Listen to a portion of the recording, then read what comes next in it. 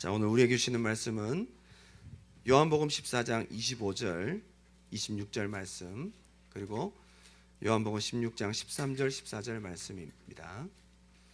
우리에게 주시는 말씀은 요한복음 14장 25절부터 26절까지 말씀과 16장 13절, 14절 우리 두 군데를 보도록 하겠습니다. 오늘은 성령님께서 2000년 전 마가의 다락방에 예수님이 주신 약속을 붙들고 모인 제자들에게 하늘로부터 강력하게 임하시고 그 성령의 권능을 받은 제자들을 통해 이 땅에 교회가 시작된 날을 기념하는 주일입니다.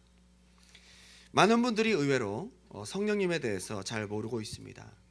성령님은 어떤 느낌이 아닙니다. 성령님은 어떤 뜨거운 감정도 아니고, 성령님은 어떤 현상, 불, 바람, 어떤 은사도 아닙니다. 그것은 하나의 현상이고 나타나는 하나의 모습입니다. 본질은 아닙니다.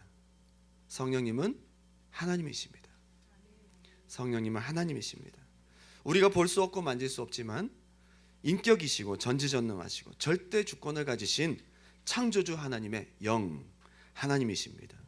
창세기 1장에 성령 하나님은 하나님의 창조 사역을 실현시키시고 동참하시고 예수님의 사역 가운데서도 하나님의 신적 권능을 나타내는데 역사하셨습니다.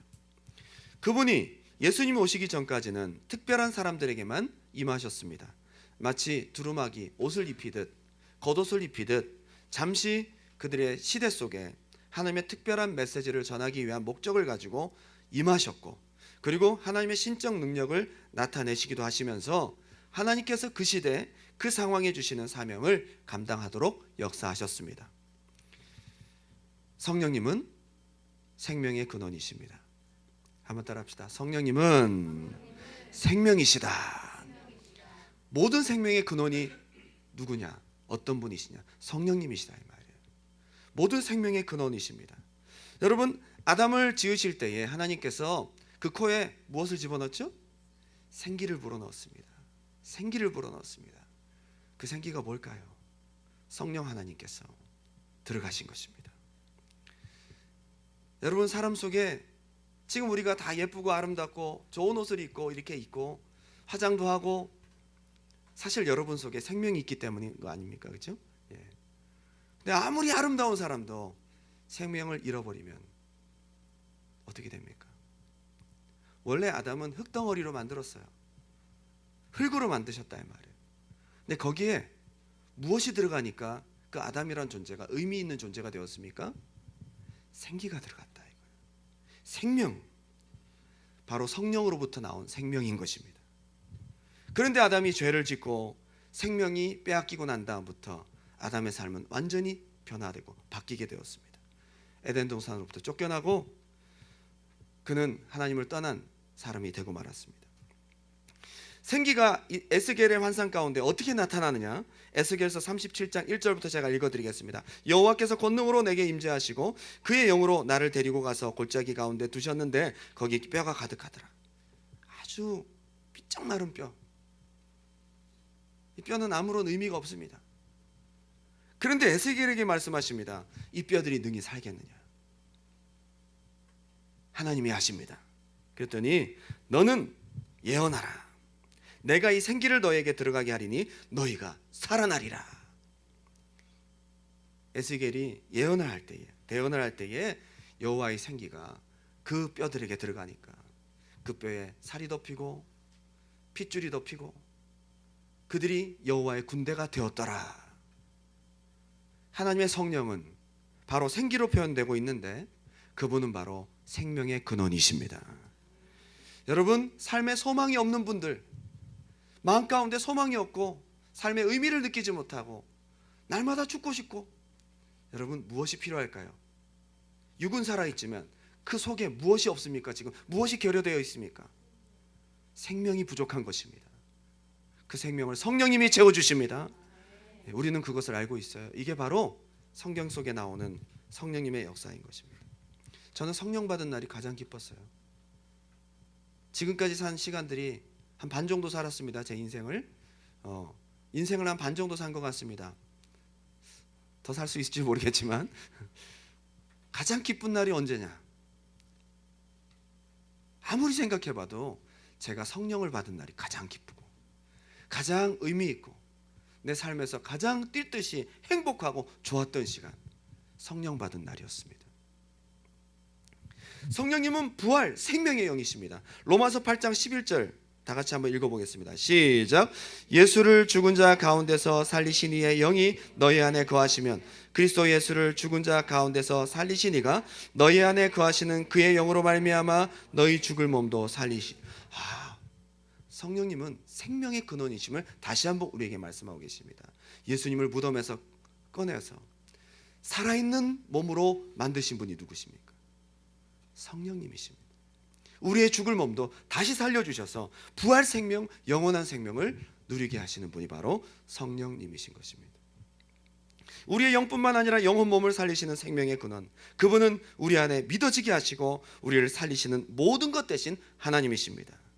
여러분, 오늘 저는 성령 강림주의를 맞이해서 이렇게 의미 있고 우리의 모든 것 대신 생명의 근원 대신 하나님을 정말 우리 마음 다해 높여드리는 그런 절기가 되었으면 좋겠습니다. 여러분, 성령님과 잘 지내시기 바랍니다. 성령님을 잘 모시기 바랍니다. 그분을 인정해드리고 높여드리시기 바랍니다. 저는 성령님이 강림하신 날을 기념하는 오늘 주일 우리 마음을 다해 그분을 찬양하고 존중해드리고 인정하고 환영하는 그런 날이 되었으면 좋겠습니다. 성령님은 하나님의 영이십니다. 바람도 아니고 불도 아니고 현상도 아니고 기름도 아니고 진동도 아니고 은사도 아니고 방언도 아니고, 이것은 하나의 현상일 뿐입니다. 성령님은 하나님의 영, 하나님이십니다. 제가 오늘 한번 말씀을 통해 어떻게 성령님을 다 소개할 수 있겠습니까? 그러나 오늘 말씀을 중심으로 성령님의 여러 속성 중에서 두 가지를 함께 나누고자 원합니다. 첫 번째는 성령님은 어떤 속성을 갖고 계실까요? 거룩하신 영이시다. 거룩하신 분이시다. 성령님에 대해서 우리 구약 성경을 통해 우리가 암시적으로 볼 수는 있지만 성령님을 직접 보혜사라는 이름으로 소개하신 분은 예수님이십니다. 요한복음에 최초의 성령에 대한 소개가 언급됩니다. 그런데 성령에 대한 언급을 그동안 예수님 생애 가운데서도 언급하지 않다가 요한복음 14장부터 언급을 하셨는데요, 그때가 언제입니까? 바로 십자가에 달려 돌아가시기 전날, 그분의 공생의 중간에 말씀하시지 않고 언제 말씀하셨어요? 십자가에 달려 돌아가시기 바로 전날 말씀을 하십니다. 왜 십자가의 죽으심과 성령의 강림과 무슨 관련이 있기에 왜 임박하여서 말씀을 하셨을까요? 오늘 본문에 성령님이 가까운 미래에 오실 것을 말씀하시면서 예수님이 곧 떠나시고 그 자리에 성령님이 대신 오실 것이라고 말씀하십니다. 그 얘기를 들은 제자들은 마음속에 근심이 생깁니다. 예수님이 가시면 어떡하지? 그럴 때 예수님께서 요한복음 16장 7절에 이렇게 말씀하십니다. 다 같이 한번 읽어볼게요. 시작. 그러나 내가 너희에게 실상을 말하노니 내가 떠나가는 것이 너희에게 유익이라. 내가 떠나가지 아니하면 보혜사가 너희에게로 오시지 아니할 것이요. 예수님께서 가시면 어디로 가세요? 예수님께서 가신다는 의미가 뭡니까? 지금 십자가의 죽으심을 의미하는 겁니다. 십자가에 죽으시고 부활하셔서 가시면 성령님이 오신대요. 순서가 명확합니다. 예수님이 오시기 전에는 안 되죠, 그죠? 예수님이 십자가에 반드시 돌아가시고 부활하신 다음에 성령을 보내주신다는 그 명확한 말씀을 주십니다. 왜 그럴까요? 왜 꼭 예수님이 가셔야, 그리고 승천하셔야 성령님이 오셔야 될까요? 죄사함이 선행돼야 된다는 말씀입니다. 성령님은 거룩하신 영이시기 때문에 죄사함이 먼저 선행된 다음에 그 다음에 성령께서 죄사함을 받은 그 자리에 임하신다는 것입니다. 십자가에서 우리 죄를 대신 짊어지시고 죄를 사해 주셔야 거기에 성령님이 오실 수 있습니다. 여러분, 아담이 생명이 되었다가 그 속에 네가 이 선악과를 먹는 날에는 반드시 죽으리라, 정령 죽으리라. 선악과 먹은 다음에 아담이 죽었어요? 여전히 살아서 말하잖아요, 하나님과.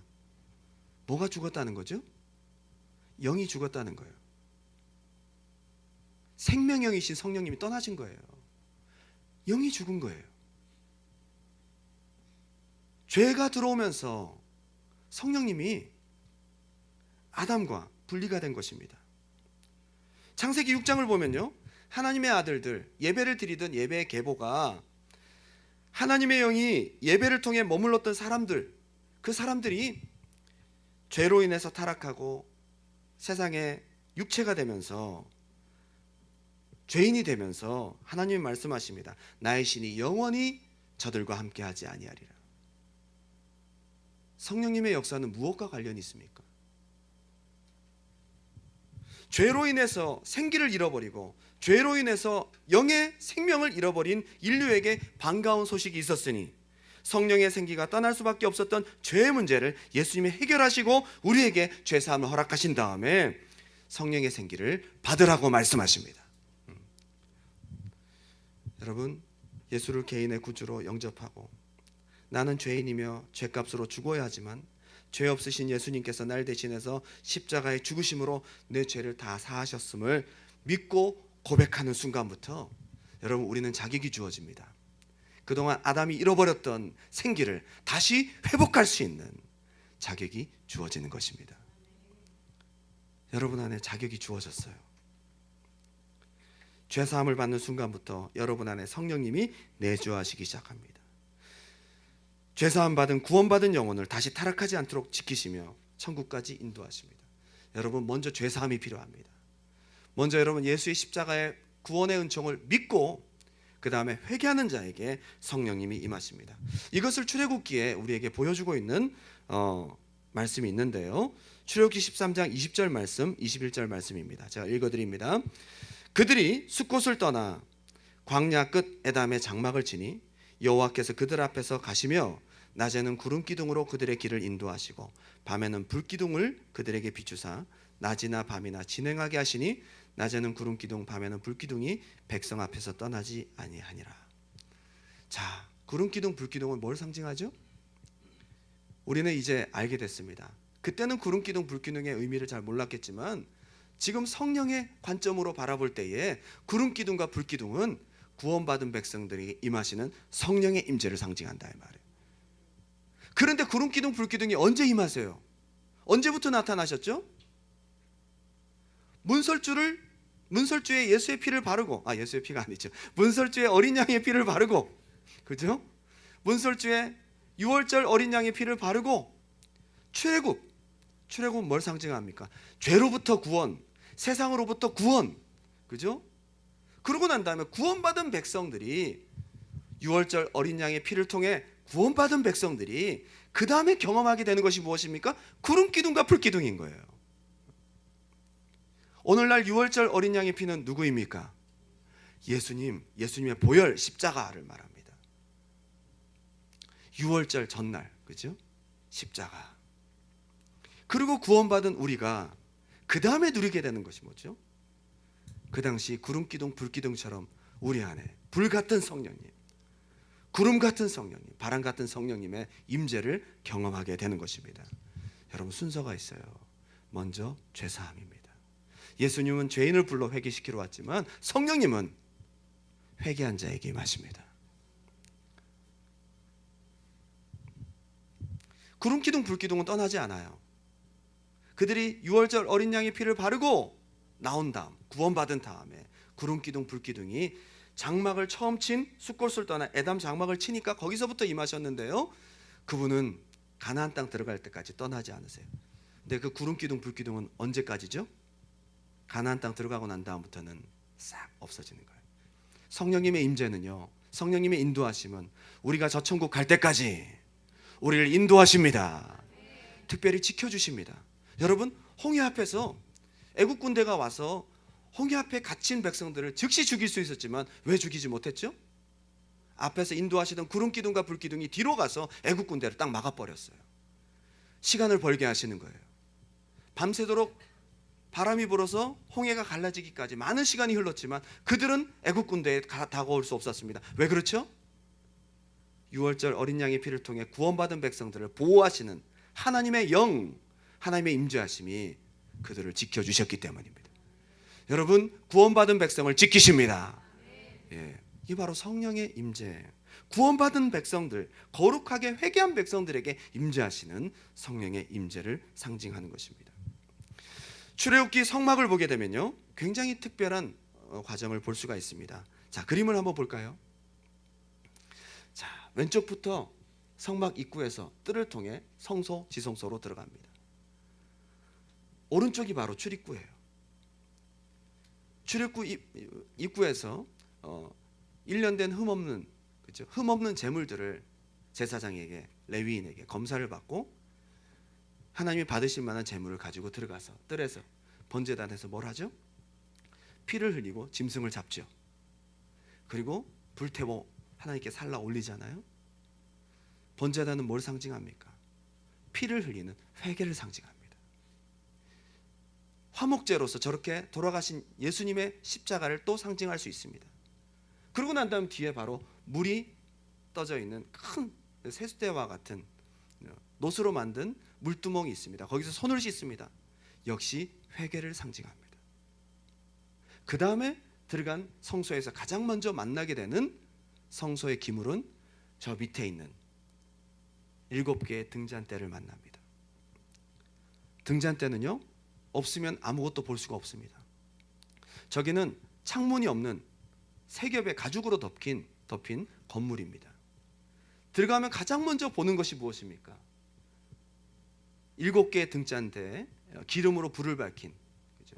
등대를 보게 되고, 그 등대를 통해서 앞에 있는 진설병 떡을 먹습니다. 그리고 향을 피웁니다. 그리고 지성소로 들어갑니다. 여러분, 7개의 불을 밝힌 등잔대는 무엇을 상징하느냐면 바로 성령을 상징한다는 거예요.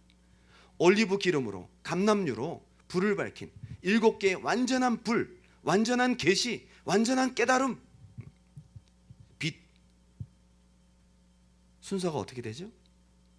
먼저 피, 그리고 씻음, 그 다음에 성령인 것입니다. 성령의 임재 다음부터요, 우린 진정 떡을 먹을 수 있어요. 그때부터 하나님 말씀이 깨달아지기 시작합니다.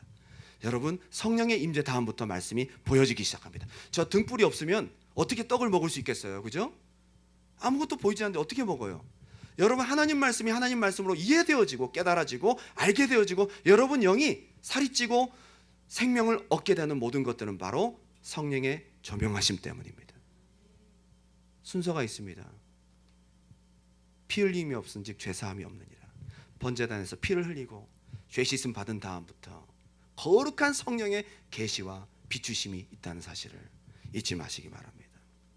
그래서 예수님께서 죽으시고 부활하신 다음 죄값을 십자가에 다 치르시고 다 갚았다, 다 이루었다 말씀하신 다음에 거룩한 몸으로 부활하셔서 제자들이 벌벌 떨고 있는 그곳에 나타나십니다. 그리고 숨을 내쉬며 뭐라고 말씀하시죠? 드디어 예수님께 선포하십니다. 숨을 내쉬며 성령을 받으라. 그 전에 받으라고 하시지 왜 부활하신 다음에 받으라고 하세요? 아직 그 전에는 받으라고 해도 받을 수가 없어요. 그들의 죄는 여전히 남아 있어요. 그 죄를 예수님께 십자가에 죽으시고 난 다음에 죄 사함을 받은 백성들에게 나타나셔서, 예수를 믿는 백성들에게 나타나셔서 성령을 받으라고 하십니다. 예수를 믿는 여러분 아멘 합시다. 여러분 모두가 성령을 받을 자격이 주어졌어요. 거룩한 영이십니다. 먼저 예수 믿고 죄사함 받으시기 바랍니다. 예수 믿고 죄사함 받으시기 바랍니다. 내가 죄인임을 인정하고 내 죄를 대신해서 예수님이 모든 죄값을 치르셨다고 믿는 순간부터 우리의 죄는 없어지고 우리의 심령이 깨끗하게 비워짐과 동시에 거룩한 성령이 들어갈 수 있는 자리를 마련하게 된 것입니다. 그리고 예수를 믿고 난 뒤에도 혹 죄를 지을 때마다 여러분 회개하시기 바랍니다. 죄 씻음이 있을 때마다 성령에 충만하게 임하시는 것을 경험하게 됩니다. 오늘 성령 강림 주일의 가장 큰 의의는 뭘까요? 하나님과 맡긴 죄를 회개하고 내 심령을 깨끗하게 해서 성령님이 다시 우리 안에 충만하게 임재하셔서 나를 다스리는 축복을 경험하게 된다면 성령 강림 주일을 가장 은혜롭게 지키게 되는 것입니다. 저는요, 성령 충만을 받는 사람들 거의 공통점을 보게 됩니다. 성령 받고 은사가 임하고 하나님의 영이 임하는 사람들의 공통점이 뭐냐? 대부분 눈물 콧물을 흘리며 부르짖어 회개할 때. 어떤 경우는 성령의 은사도 몰라, 성령님도 잘 몰라요. 단지 자기의 잘못을 회개하고 예수님의 십자가를 끌어안고 눈물을 흘리며 자기의 죄를 자복하고 회개할 때에 하나님께 성령의 임재가 그냥 일방적으로 임하시는 경우도 봅니다. 회개하는 중에 우리 여러분 회개하시기 바랍니다. 성령님을 잘 모시는 거 다른 거 없습니다. 죄를 이기고 날마다 회개 생활을 잘하는 것이 성령님을 잘 모시는 것입니다. 고린도전서 3장 16절 말씀 17절 성령님이 어떤 분이신 것을 우리에게 말씀하십니다. 시작. 너희는 너희가 하나님의 성전인 것과 하나님의 성령이 너희 안에 계시는 것을 알지 못하느냐. 누구든지 하나님의 성전을 더럽히면 하나님이 그 사람을 멸하시리라. 하나님의 성전은 거룩하니 너희도 그러하니라. 왜 거룩하죠? 왜 거룩해야 되죠? 죄가 없으신 거룩한 성령님이 여러분 안에 계시기 때문입니다. 그분을 가장 잘 모시는 것은 죄와 싸워 이기고, 혹 우리가 넘어진다 할지라도 늘 회개하면서 거룩하신 성령님께서 거룩한 환경 속에 계실 수 있도록 우리가 우리의 장소를 내어드리고 우리 심령을 내어드리는 성결된 삶을 사는 것이 가장 성령님을 대접해드리고 잘 모시는 삶인 것입니다. 여러분, 성령 소멸시키면 안 됩니다. 우리가 성령을 소멸시키면 안 됩니다. 자꾸만 죄를 밥 먹듯이 짓고 회개 생활도 하지 않고 어느 순간 한 주가 지나고 한 달이 지나고 두 달이 지나면 여름 수련회 때 받은 성령의 은혜와 은사들이 없어지기 시작해요. 방언도 안 나오고 성령의 충만도 안 되고, 그전에는 그렇게 은혜 받으면서 뜨거운 감동이 성령의 감동으로 내 심령 가운데 부딪혀 오더니 어느 순간부터 무덤덤한 심령이 돼버렸어요. 왜 그럴까요? 성령의 임재가 점점 소멸되고 있다는 증거예요. 오늘 회복하시기 바랍니다. 두 번째는 성령님은 어떤 영이실까요? 한번 따라 합시다. 진리의 영, 말씀의 영, 예수의 영. 예수님은 그 자체가 말씀이시기 때문입니다. 물론 사도행전 시작부터 성령님에 대해서 소개합니다. 성령님이 막 나타나셔서 막 안전뱅이 일으키시고 불같이 임하시는 것들을 우리에게 보여주십니다. 그리고 고린도전서 12장에 보게 되면 성령의 은사에 대해서 막 말씀하십니다. 그런데 요한복음에 오늘 본문에 가장 먼저 예수님께서 소개하신 성령님은 어떤 모습이냐? 바로 진리의 영이시라는 것입니다. 진리의 영. 우리가 어떻게 하면 살 수 있고 영생하는지를 가르쳐 주시고 하나님의 말씀을 생각나게 하시는 분, 오늘 본문 다 같이 한번 읽어보겠습니다. 25절, 요한복음 14장 25절 26절 시작. 내가 아직 너희와 함께 있어서 이 말을 너희에게 하였거니와 보혜사 곧 아버지께서 내 이름으로 보내실 성령, 그가 너에게 모든 것을 가르치고 내가 너에게 말한 모든 것을 생각나게 하리라. 성령님은 말씀의 영이십니다. 진리의 영이십니다. 무슨 말인지 모르고 하나도 모르다가 이제 말씀이 알겠고, 그전에는 하나도 와닿지도 않다가 믿어지지 않았는데 이제 감동도 되고 와닿기도 하고 믿어지기도 하고 알 수 없는 눈물도 나고 마음이 뜨거워지기도 하고, 모든 것들이 다 성령의 역사라는 사실을 여러분 잊지 마시기 바랍니다. 성령님은요 말씀의 영이십니다. 언약과 말씀 그리고 하나님의 영을 우린 구약에서부터 볼 수 있습니다. 아브라함에게 언약을 주실 때에 횃불이 임했습니다. 하늘로부터 횃불이 임해서 횃불 언약을 세우실 때에 언약과 함께 불이 임했습니다. 그리고 모세를 부르실 때 어떻게 하죠? 떨기나무 불꽃 가운데서 모세를 부르시잖아요. 불꽃 가운데서 하나님의 음성이 들리고 말씀이 나오기 시작합니다. 그죠? 불꽃은 타지 않는 불이었습니다. 물리적인 불이 아니었습니다. 무슨 불을 말합니까? 성령의 불꽃을 말하는 거예요. 성령님은 말씀 가운데 역사하세요. 성령의 임재 가운데 또한 말씀하십니다. 말씀과 성령과의 관계를 우리에게 보여주고 있습니다. 왕에게 기름을 붓고 사울과 다윗도 그리고 선지자들도 기름을 부었는데 기름은 바로 성령의 선택을 상징합니다. 그런데 기름 부음 받은 자들의 공통점은요, 그들이 예언을 한다는 거예요. 하나님의 말씀을 대언한다는 거예요. 말씀과 성령과의 관계를 말하는 것입니다. 아까 우리가 성막을 보면서 일곱 등잔 때 바로 앞에 있는 게 뭐죠? 떡상이잖아요. 떡상은 바로 말씀을 상징하거든요. 그 말씀을 비춰주시고 말씀을 먹도록 하시고 말씀이 우리에게 우리 말씀이 되도록 역사하시는 분이 바로 성령님이시라는 거예요. 그것을 우리는 절대로 잊어서는 안 됩니다. 아무리 예수님 십자가에 달려 돌아가셨어도 이 사건이 내 사건으로 믿어지지 않으면 이 생명이 우리 것이 아니잖아요. 성령님의 역사인 것입니다. 아무리 하나님이 당신을 사랑하신다고 말씀하시고 아무리 믿어야 영생한다고 하고 회개하라고도 하고 맡기라고도 말씀한들 성령님이 그것을 내 안에서 역사하시지 않으면 우리는 절대로 믿을 수가 없는 것입니다. 성령이 내 안에 계시고 충만해야 되는 것입니다. 그래서 요한복음 창세기 1장 1절 다 같이 한번 보겠습니다. 창세기 1장 1절 2절 다 같이 시작. 태초에 하나님이 천지를 창조하시니라. 땅이 혼돈하고 공허하며 흑암이 깊음 위에 있고 하나님의 영은 수면 위에 운행하시니라. 여기 보게 되면 하나님의 성령이 처음 나타난 장면이 나타나는데요, 하나님의 영, 하나님의 신, 성령을 말하는데 여기 수면에 운행하신다, 운행하신다는 동사를 봐야 됩니다. 히브리어로 라하프라는 말입니다. 알을 품다라는 뜻이에요. 놀라운 사실은 하나님께서 천지를 창조하시니라. 첫째 날 빛이 있으라. 둘째 날 궁창이 있으라. 그래 되잖아요. 중간에 아주 중요한 삽입구가 있습니다. 성령님, 하나님의 영은 수면에 운행하시니라. 천지 창조에 왜 필요할까요? 이분이 하나님 말씀하시면 되는데. 알을 품다가 알이 부화되잖아요, 그죠? 그런 것처럼 천지 창조의 모든 플랜과 이 모든 것들이 실현될 수 있도록 품고 계신 분이 성령님이신데, 성령님은 언제 역사하세요?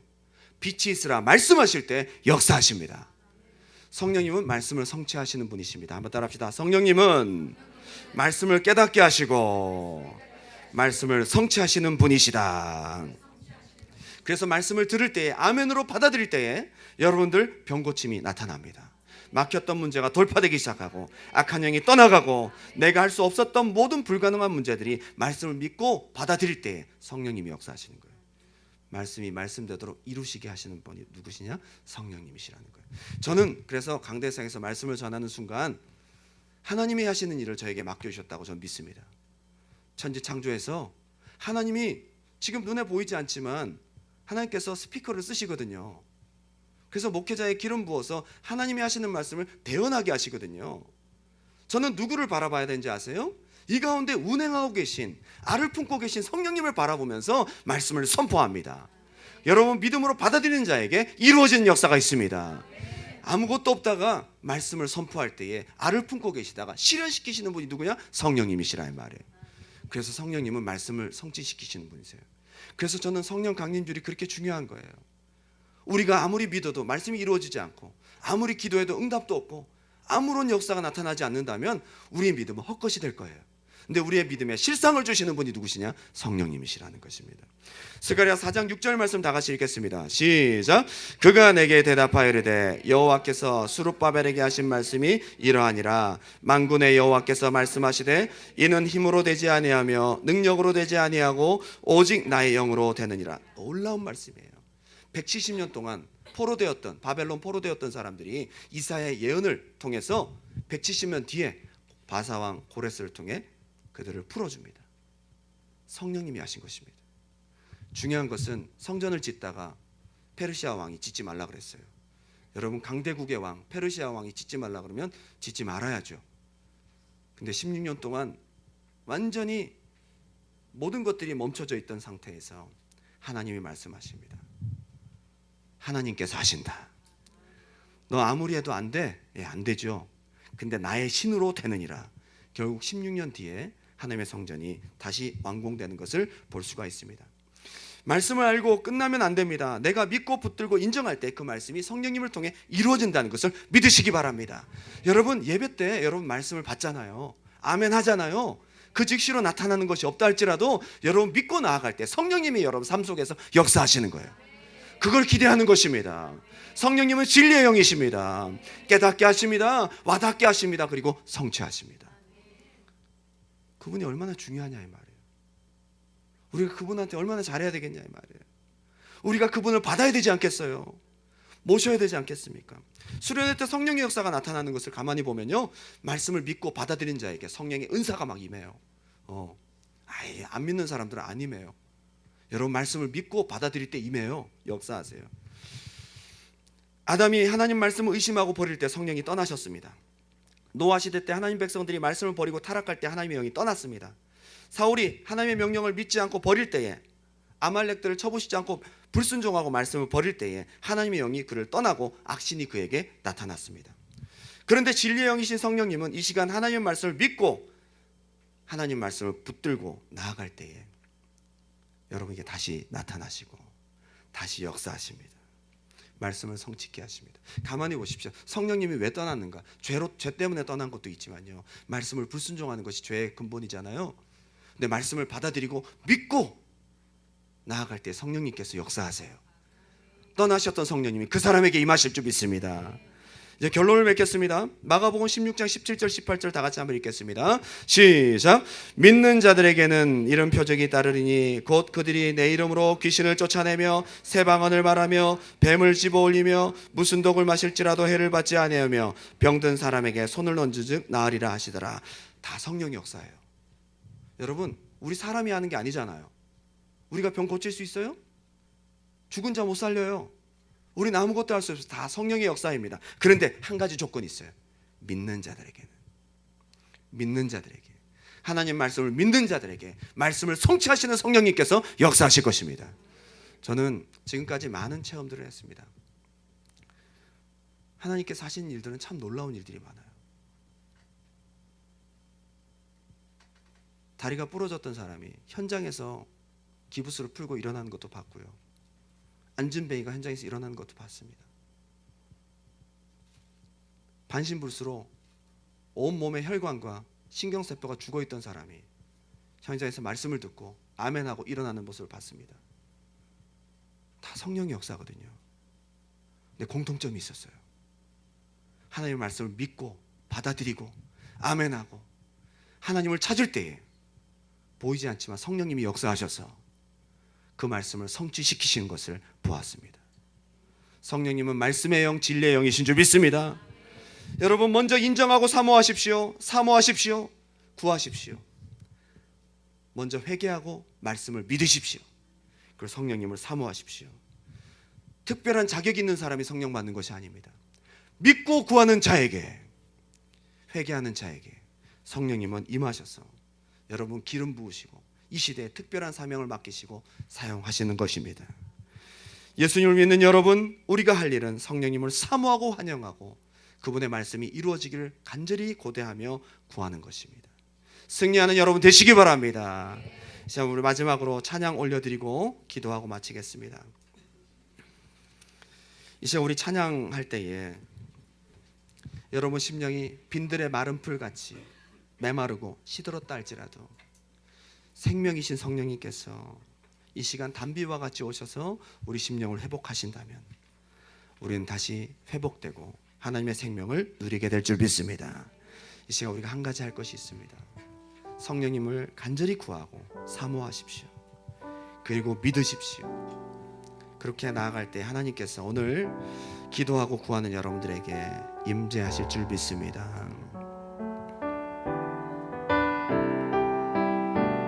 우리 가사를 생각하면서 기도하는 마음으로 이 찬양 올려드립니다. 빈들의 마른 풀같이, 빈들의 마른 풀같이 시들은 나의 영혼, 주님의 약속한 성령 간절히 기다리네. 가물어 메마른 땅에 단비를 내리시듯 성령의 단비를 내려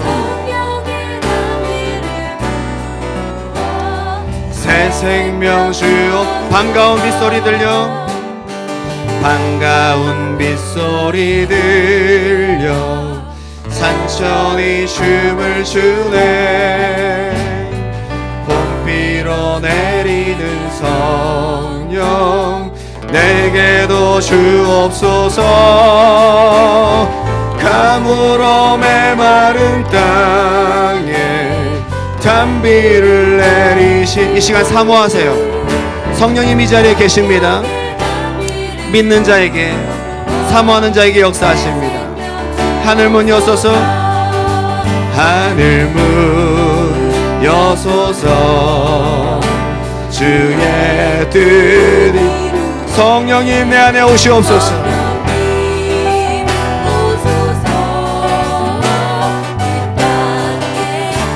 철 따라 우로를 내려, 철 따라 우로를 내려 조목이 무성하니 갈급한 내 심령이 성령 아멘. 가물어 메마른 마른 땅에 단비를 내리시듯 성령의 단비를 부어 참되신 사랑의 언약, 참되신 사랑의 하나님은 말씀을 이루시는 분이십니다. 아멘. 오늘의 흡족한 은혜 주실 줄 믿습니다. 가물어 메마른 땅에 단비를 내리시듯 성령의 단비를 부어 새 생명 주 하늘문 여소서 하늘문 하나님 이 시간 목마릅니다. 우리 안에 임하여 주옵소서. 하늘문 여소서 하늘문 여소서 성령님 우리 교회에 임하여 주시고 우리 심령에 임하여 주시고 우리 삶에 임하여 주옵소서. 이 땅에 영원히 이 시간 두 손 번쩍 들고 한번 기도합시다. 여러분 성령이 필요하십니까? 저는 성령님 없이는 하루도 살 수 없다고 생각합니다. 아담이 밥은 먹고 살았겠죠. 에덴 동산 쫓겨난 뒤에도 잠시 목숨이 붙어있어 살았겠죠. 그러나 그런 인생이 무슨 의미가 있습니까? 하나님의 영이 떠난 인생이 어떠한 약속이 어떠한 생명이 있습니까? 무슨 의미가 있고 무슨 비전이 있습니까? 오늘 성령님이 우리 안에 오셔야 됩니다. 하나님 오늘 이 시간 내가 회개합니다. 내가 하나님을 믿지 않고 하나님을 떠났던 모습들, 내가 해보려고 했던 것들, 하나님 없이도 잘 살았던 우리의 육신의 소욕, 정욕대로 살았던 우리의 생각대로 살았던 우리의 모든 모습들 이 시간 예수의 십자가 보혈로 씻어주시옵소서. 내가 하나님을 의지하고 사모하고 아버지 하나님 나아갑니다. 하나님 특별히 진리의 영이신 성령님, 내가 말씀을 믿습니다. 성령을 받으라, 성령을 받으라. 믿는 자에게 임하실 것입니다. 여러분 그 약속은 2000년 전 제자들에게만 주신 약속이 아니에요. 오늘 이 시간 내게 주신 약속인 줄 믿습니다. 그게 내게 주신 약속이라고 믿고 구하는 자에게 성령님이 오늘 역사하실 줄 믿습니다. 주여 오늘 들은 말씀이 내게 이루어지게 도와주옵소서. 내게 주신 약속이 성취되게 도와주시옵소서. 이 시간 우리 주님의 이름 한번 뜨겁게 부르고 기도합니다. 주여